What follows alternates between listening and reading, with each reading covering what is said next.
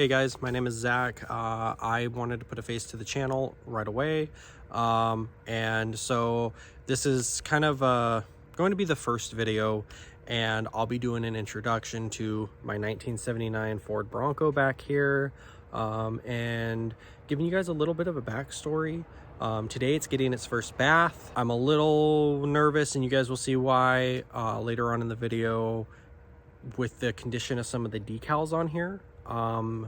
My end goal is to eventually repaint it and get the decals replaced.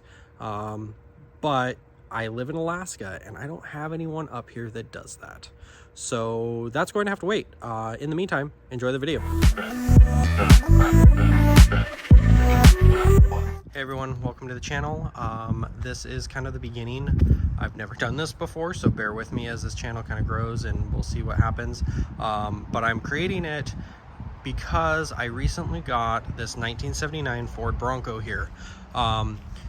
It's a Midas Touch Edition. I'm not sure how many of them were made. It seems to have quite the, unique decals and whatnot. So, yeah, I will be bringing you along as we begin the restoration. So let's do a quick walk around and give you kind of a backstory.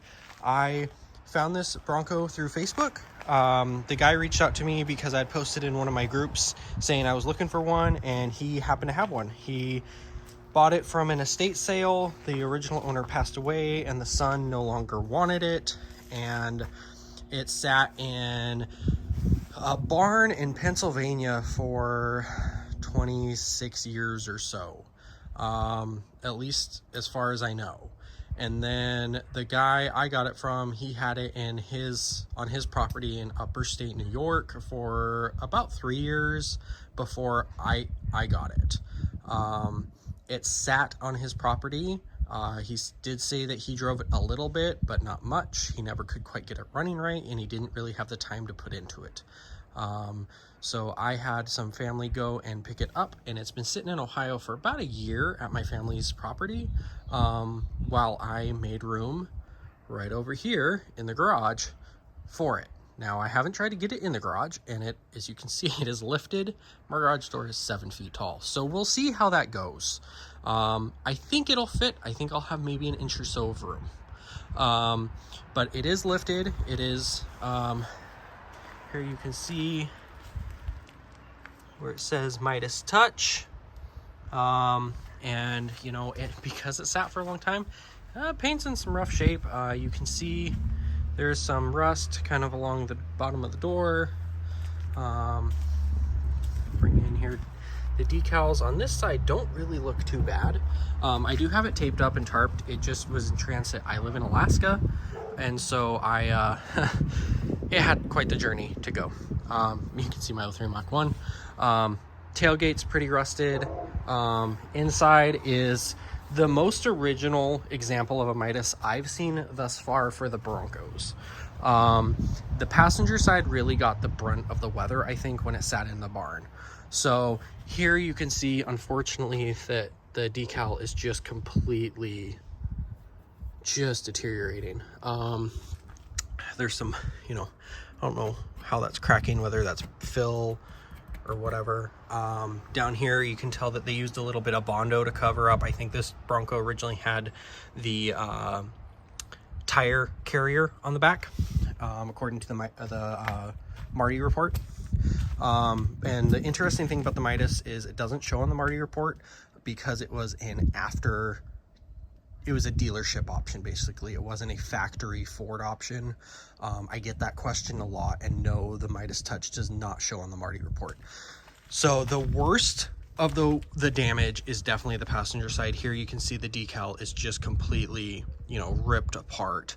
I am not going to lie, I'm very nervous. I'm giving it its first bath today, and I have to be very careful over here. Eventually, I will have these decals remade and the entire Bronco repainted. The worst of the rust so far is this corner right here, and it is bad. I will get it fixed. eventually. I'm not sure if there's anyone on my island in Alaska that does that kind of body work. If not, I will have to ship it south to Washington. But the seats have been reupholstered, and excuse the mess. I have not cleaned it out yet. I literally just got it a couple of days ago here. As you can see, the headliner, the dual sunroofs are just so cool. And it has the thick shag carpet everywhere. Yeah, it's kind of it's a mess back there, but we're going to get that fixed. We're going to make it look great. I do have some cotton balls or some wool dryer balls that haven't been used, that I have some peppermint oil on, as I think there might be a couple of little friends living in here. So I just wanted to give them a chance to evacuate before I find them and then, you know, have to get rid of them. But I hope you follow along, and we'll slowly, very slowly, because I've never done this before. I've never restored a vehicle, so yeah, we'll get her done and see how it goes. It's kind of the driver's side here. My tow bill, because you know it's not running. So here you know you can see the door. It has the shag carpet, super 70s. You know, here, let me angle down here. You know, you can kind of see signs of, you know, the weather stripping wearing out, and over here, you know, there's some, you know, mouse poop and that kind of stuff. There's those. I don't think those are original, I'll be completely honest. Every photo I've seen of the Midas touches show that they have like the black inner, so that's probably what I'm going to go with. Cliff Brumfield was awesome, and he reached out to me and has a copy of the Midas brochure that he's going to scan to me. So that'll hopefully help shine some light on, you know, what was original, how did they look, that kind of thing. I've been able to pull some random pictures off the internet of the brochure, but it'll be really nice to have a scanned high-res copy of it. The odometer shows 15,736 miles. I'm pretty sure that it's rolled over at least once. I'm not too sure if it's more than once. But yeah, so the reason the tarp's back there, I kind of missed that on the first walk around, is the back window's in the door, but it doesn't roll up. And so where I live, we get a ton of rain. You know, I knew it would rain along its journey, so I just asked my family to kind of tape it up. I'm going to have to be really careful removing the tape so that it doesn't damage anything in the removal process. Guys, kind of a, you know, underside view here. Not sure, you know, the frame doesn't look too bad. In all honesty, it looks pretty good. I'll try to get you up underneath here. You know, it doesn't really look too terrible. That was kind of one of the things when I first got the initial pictures. I'm like, you know what, the frame looks great. And so you know, yeah, there's rust, there's body issues, there's, you know, things from sitting, but overall I feel like it's in pretty good shape. So yeah, we'll hop over to the driver's side here. I do know that the filler neck and all that's going to have to be replaced. It looks like someone had, not very politely, siphoned gas out of it and damaged the neck. So all that will be replaced eventually. You know, the frame on this side looks freaking solid as well.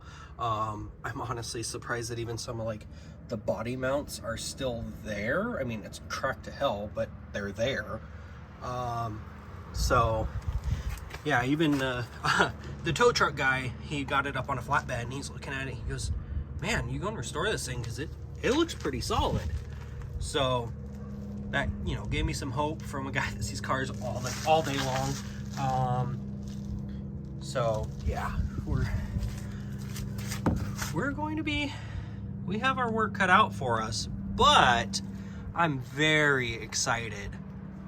Compartment, It has no air cleaner on it. It didn't come with one, so that's going to be kind of one of the first things when I start digging into the engine bay that I try to track down.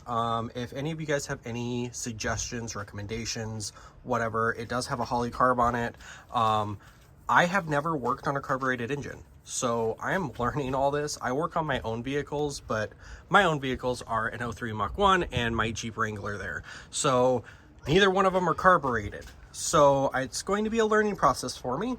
I did oil up the hinges yesterday, so that's why there's some debris there and whatnot, because I was kind of up and down, getting the, lubrication in there. The battery is way too small. That's one that my family just kind of threw in there. It was a spare battery they had. But yeah, so here it is. It does have factory AC. As you can see, it needs a lot of cleanup. So I am open to any tips, tricks, advice you guys can give me along the way.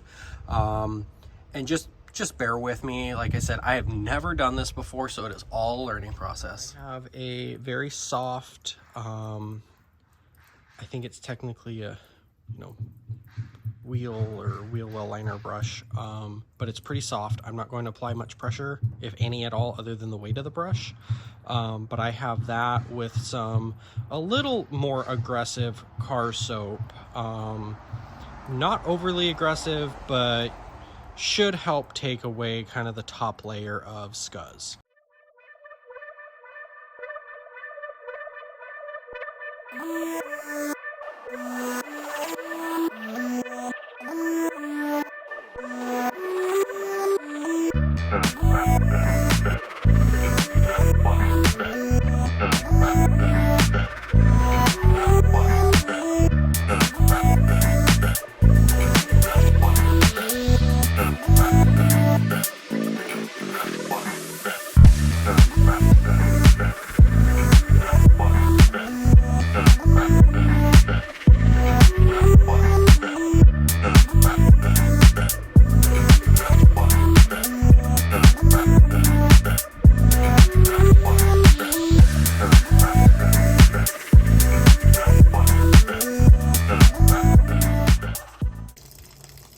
You can see here, you can see it getting some shine, obviously because it's wet, but it gives me hope. I've seen a lot of videos of people polishing single stage paint, and usually they can get it looking pretty close to how it looks when it's wet after a good polish. And so I'm really hoping, I'm going to be very mild with it, but obviously, there's a lot of oxidation from all the years of sitting, and so I'm really excited to hopefully shine this up.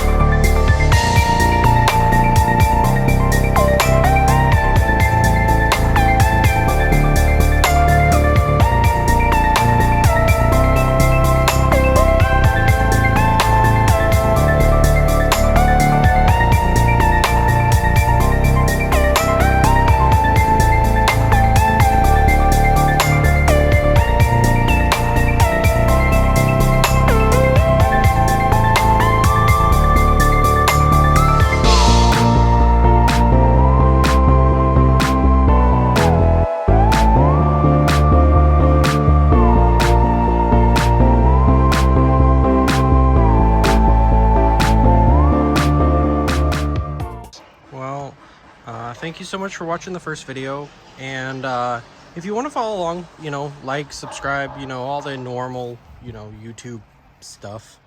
But yeah, here she is after the first bath. Obviously I didn't expect it to make much difference. Most of the paint issue is oxidation, that kind of stuff, but we did get quite a bit of gunk off, so I'm pretty excited about that. And yeah, that's all she wrote pretty much for today. If you guys have any recommendations, tips, tricks, things you've learned from maybe doing your own Bronco or other older vehicles, Ford trucks, whatever, I'm more than happy to have feedback. Like I said, I've never done this before, so I'm kind of learning as I go. Yeah, thank you guys again.